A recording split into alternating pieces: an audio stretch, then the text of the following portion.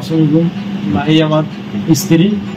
যে আমাদের আসলে বিয়ে হয়ে গেছে, আমরা দুজন বিয়ে হয়েছে, আমরা দুজন কিন্তু অলরেডি।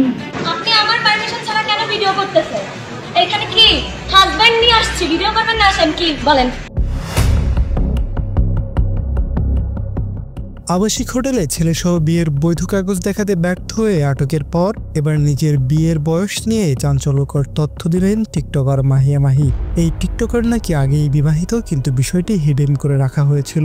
যদিও কিভাবে এই বিয়ে হয়েছে আর কাগজপত্রই বা নেই কেন তা নিয়ে কোনো তথ্য দেননি মাহি। এছাড়া সংবাদ সম্মেলনের ভিডিও ভাইরালের পর মাহির ডান পাশে বসে থাকা এই বোরকা পরা নারীকে নিয়েই অনেকে প্রশ্ন তুলেছেন।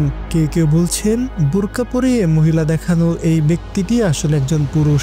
ধারণা করা হচ্ছে মাহিয়া মাহি এবং তার স্বামীর অভিভাবক হিসেবে ছিলেন এই লোকটি, যদিও এমন তথ্যের কোনো সত্যতা মেলেনি। এছাড়া কেউ কেউ এই রহস্যজনক নারীকে মাহিয়া মাহির মা হিসেবে দাবি করেছে, তবে তারা সত্যি বিয়ে করেছেন বলে হোটেলে মাহির সঙ্গে আটক ছেলেটি স্বীকার করেছেন। এছাড়া তাদের বিয়ের ছবি সোশ্যাল মিডিয়াতে ছড়িয়ে পড়েছে এরই মধ্যে।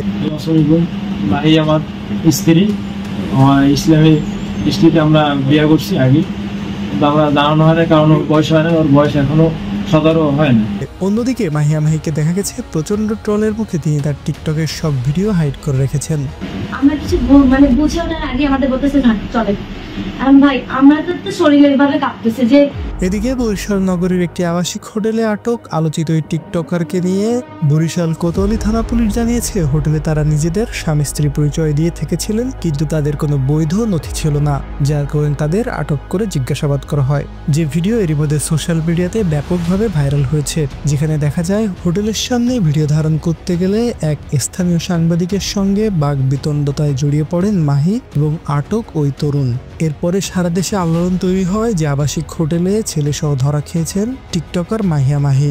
যা নিয়ে ধোঁয়াশা তৈরি হয়েছিল আসলে প্রকৃত ঘটনা কি, যা নিয়ে সংবাদ সম্মেলন করে খোলাসা করেছেন এই জনপ্রিয় টিকটকার। তো ভিউয়ার্স, মাহিয়া মাহি যা বলেছে তোমাদেরও কি তাই মনে হয়? এ নিয়ে তোমাদের ব্যক্তিগত অভিমত কি জানিয়ে দাও কমেন্ট করে।